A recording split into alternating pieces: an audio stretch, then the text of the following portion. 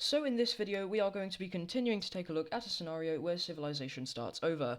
We are now on episode 11 of the series, and in the last episode we saw an extremely important war take place, and that is of course going to be the collapse of Egypt. So if you didn't watch the last episode, please make sure to go and watch it. That episode was very important, and in this episode we are going to be seeing a lot more important stuff happen as well. If you do end up enjoying this video, please make sure to like and subscribe. This is a pre-recorded video, so as of right now we haven't got to 1,000 subscribers, but if we still aren't when this video is posted, please make sure to like and subscribe so we can get there. And yeah, let's begin the video. So, we are going to be beginning over here in the Baikal country because they are ready to launch something pretty major. After completing their ethnic or religious changing, because they aren't forcing the people out or killing them unless they refuse to change to this religion, but yeah, after converting people to this religion, they are now going to be continuing their conquest. They quickly move around the Caspian Sea and colonize all of this land, and now some of these countries are starting to feel very silly that they left this alliance, as it could have protected them, and I imagine Caucasia is feeling the most stupid, because FBI, open up! The Baikal country is here, and an invasion is launched. Yeah, okay. So these guys are knocked out extremely quickly, and we see the Baikal country continue their process of forcing a religious change, and it gets to the point where the offshoot of this orange religion completely dies off. Yep. There are now no areas of the world that have a majority of that light red religion. Very bad for them. We do not care. Now, of course, there are still some people who exist, probably in the main orange area with that religion. However, it's not the majority in any areas. But then the Baikal country is probably going to do their most ambitious thing so far.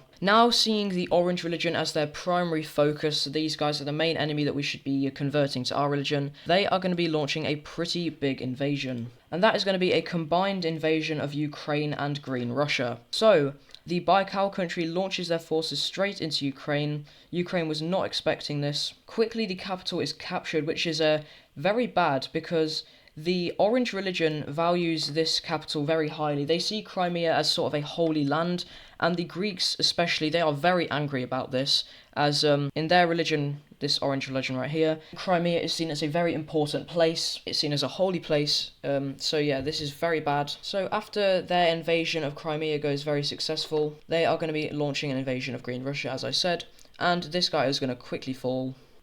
And from here they will continue on. These guys who just lost land to Crimea in the last episode, they do not want to get it back. They the reason this is because they think if they invade this land, it could lead to some sort of conflict with the Baikal country, and they just don't want that. I mean, just look at the size difference. So yeah, all of this land is going to be going over to the Baikal country. And when they meet the border of Greece, they see something pretty interesting. They see that the Greeks have, completely fortified this border. They know that it's not safe to have an undefended border with these guys. And the Greeks are now going to be planning something, and that's going to be the re-liberation of Crimea. However, unfortunately for them, that's not going to happen this episode. So in this peace treaty here, we can see that the Baikal country is going to be completely annexing these guys. No mercy for them. Okay, so I've just really quickly updated this religion map, so we can see what the Mongolians are doing. So, the Baikal country, they're going to continue their religious changing process. I guess that's what I'm going to call it. God damn, that was racist. And it's going to go so well that most of this orange religion right here is pushed back all the way. And then something happens that's going to infuriate the members of this orange religion. The Baikal country is going to go down to Crimea, and they're going to forcefully convert these people to their religion. And that's not going to go well, because as I just said, Crimea is seen as a very holy place to this religion. So yeah, very bad for that. And from here, the rest of this orange religion is going to come under the control of them. And they decide that they're not going to do this light religion yet. They decide to just leave them alone for now. But yeah, so that is going to start to cause a lot of rising tensions between the orange religion, pretty major Mediterranean religion here, and the Baikal's religion. Next up, we are going to be doing our daily Japan update. So, this is going to be a pretty interesting one, as we're going to see a new country form, and that is going to be from Korea. So at the minute, Korea is having a very large amount of instability, and this Japanese colony is going to break away and form their own country. So yeah, that is going to be our daily Japan update for today, a pretty simple one. Next up, we're going to be seeing the Indonesians continuing their conquest into Papua New Guinea, although it's not really a conquest, they're kind of just building settlements up here. And to add on to this, we see further exploration by the Baikal country into the Himalayas. And now they kind of know what's going on down here with the Indian nations, and they are looking like they might be the next target. Luckily for them though, the Himalayas are kind of a natural boundary, so these guys are safe for the most part from the Baikal country. Speaking of the Baikal country, they're going to be doing a bit more expansion, taking all of this land right here. Not too much land, but it is still quite notable. But now we're going to be seeing a war take place in Europe. So over here between these two countries, I guess Poland and Austria, these two have they have a bit of an issue. If you take a look at the province map right here, you can notice something pretty weird. This province goes over to here, however, these guys have a claim in this country, and this is actually a border dispute, and this is finally going to lead to a war. So the magenta country or whatever, I don't know what this colour is, I'm just going to call it like pink. The pink country is going to, like purple, this kind of looks like wine. The wine country, lovely. The wine country is going to quickly move, and they are much stronger than Austria because not only do they have a coastline, but they have more people, more cities, and a stronger military. So the capital of Austria is quickly going to be captured. And we also see the red team, who has done absolutely nothing for ages. They decide to get in on this, and they take this city right here, which I believe used to be part of them. And this country is then going to surrender. So in this peace treaty here, we can see that Austria kind of got away without losing too much land. That I think they lost 4 provinces in total, but yeah, they have been weakened from this war. They lost 2 major cities, pretty big for them, as now they only have 2 left. Next up, we're going to be seeing something pretty interesting happen. This had been going on for the past few episodes, but some explorers from here have now reached the Cape of Africa, I guess, or the very bottom part of it. I'm pretty sure the Cape is like right here. And we're going to be seeing some new countries form who kind of just want to have power for themselves and don't want to be a part of this mess up here. And we're going to be seeing a country form all the way down here, as well as one over here in North Tanzania. These countries are very weak and very disconnected, and they kind of just resort to sort of like tribal ways. In regards to the ideologies of these guys, these guys' ideologies, they will both be absolute monarchies. I would probably say at this point, all of these Japanese countries are probably dictatorships. And we actually see a few ideologies changing over here. In Denmark, after a sort of like revolution, but not really, it's sort of like just a revolt, we see the king be forced to give away some of his power, and this country is going to be converted into a constitutional monarchy. And also in Galicia, we see, as I had said in a previous episode, this country is like a full-on constitutional monarchy. The king has no power. He's just a figurehead. This is the only constitutional monarchy where the king doesn't have any power at all. And there is starting to become a lot of talks of just turning this country into a full-on democracy. However, the people aren't in favour of that, as the king is actually quite popular. He's very friendly to the people. So for now, this country will stay as a constitutional monarchy. Now we're going to be taking a look at a bit more exploration. So over here, the Indonesians are going to discover Australia. However, they really don't go too far into it, as it is very hot, not the climate that these guys are used to, just complete desert. We also see Madagascar get discovered by these Indian nations, and at this point, most of the Indian Ocean is mapped out.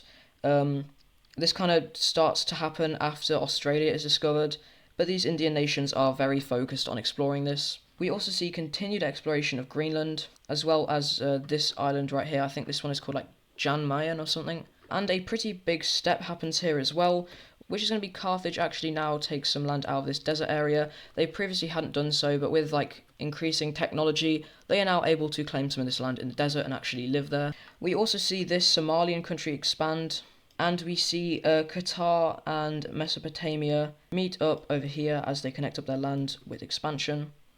And Qatar now also connects up with their puppet state right over here. This Persian country, which used to be the Caspian country's colony, they are also going to expand. A lot of people have fled to this country, so it's having increasing population and it's kind of becoming quite unstable. But nonetheless, they are going to expand anyway. But now we are going to be doing an update to the trade routes layer. I haven't done an update to this in absolutely ages, so I think it's about time we do an update. So, with Egypt gone, this trade route in the north can fully be connected up now. We also see Morocco is now fully connected up all the way down to their southern point, and a trade route fully around Spain is completed. We also see this trade route now connect up north, and after a lot of begging from other countries, Sweden is finally going to allow Norway to be connected up to this trade route, but a lot of restrictions are set up by Sweden, so Sweden basically just decides what Norway trades, and a pretty big tax is set up on here, so when Norway tries to bring goods through here, Sweden just taxes it so much. We also see a lot of these Central European nations be connected up to this trade route. However, over here, a pretty big issue has happened, sort of like what happened with Egypt when they were just taxing everyone who went on their trade route. The Baikal country is not letting anyone pass into their country on these trade routes unless they are the same religion as them, and that's basically no one because only they are their religion. Looking at the religion map right here, we can see that only they are their religion, this country right here. So yeah, this is becoming an issue, and this kind of forces a new trade route to be constructed here. So now if you want to get from some place like Finland to Persia, before you could just go like this, now it's a lot more of a hassle. You have to go around all of this, down through here, and then you can't really even like complete it. You have to like go away from the trade route because there isn't a trade route being constructed through the desert. So this is causing a major pain to a lot of these countries. Over here in East Asia, we see something pretty interesting happening. Borneo is completely connected up to the trade route, and this kind of goes through into the Philippines. We also see a sea trade route connect up Taiwan, and Japan is now linking up to Sakhalin back into there. We also see some more Indonesian trade routes, and this kind of just fully connects up their country. And the final thing for the trade routes map is this sort of like sea connection over here. This kind of just moves around the coast. But that is going to be it for the updated trade routes layer. But it is at this point where we're actually going to be looking at the alliance layer because not much has happened here for a while, and now some things are going to be changing. So, a new alliance is going to be forming, and that is going to be an alliance led by Greece and the Red Religion. And this is going to be the new Triangle Alliance. So, Greece is going to say, we need to defend against the Baikal country. They are clearly going for our religion, and we need to stop them. And they send out a call to any other Orange Religion countries, and a lot of countries are actually going to answer this call. These countries include this Yugoslavian country, the Purple country, and their kind of puppet state over here. And we also see the Carthaginians joining. They are already in the Square Alliance, but they are now in two alliances at the same time. And while they don't exactly feel threatened by the Baikal country, they still understand the importance of stopping them. We also see Russia decide to join in on this alliance, even though they aren't the Orange Religion. They see a lot of Mongolian forces built up on their border, and they kind of feel very threatened by it. Now moving away from all that miserable stuff, we're going to see some pretty nice stuff happen, and that's just going to be some expansion. So this Vietnamese country is going to take a very large portion of land right here, now meeting up with their peoples. As we can see, they are both the Lime Religion. And I think the final event of this video is going to be a treaty drawn up to colonize this land. So, as I had just mentioned previously, there is no trade route that connects up through the desert here. However, the countries now, with no access to this trade route up here, they understand the importance of building a new one, so they decide to claim this land so they can easier build the trade routes. And that treaty is going to look something like this. But that is actually going to be it for this video. I'm sorry if this one was a bit of a shorter one. If you did enjoy, please make sure to like and subscribe, and I will see you in the next one.